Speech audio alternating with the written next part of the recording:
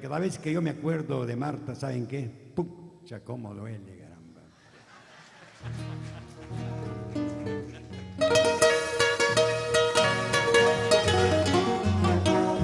Una historia veraz.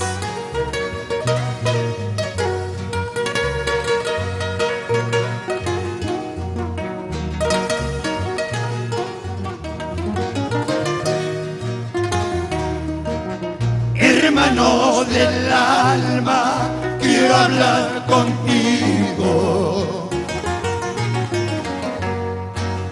Solo un momento que lo necesito. Y mientras te cuento una triste historia, tomamos un trago tal vez muy amargo, de amargo recuerdo.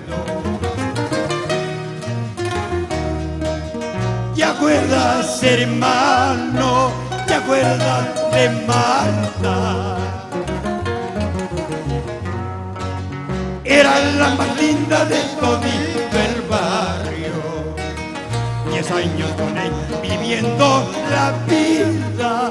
Seres maldichosos no había en el mundo, no habrá tampoco. ¿Qué va a haber? Cansada de halagos, caricias y besos, la muy traicionera, falsa y mentirosa, se fue de repente matando mi vida.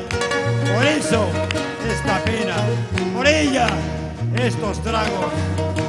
10 años con Marta, pucha, cómo duele.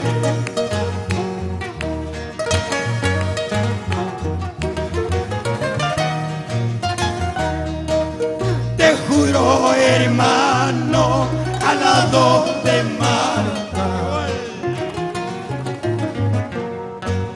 Te juro, hermano, al lado de Marta. Pasen los momentos más dulces y bellos. 10 años con él, como pasa el tiempo.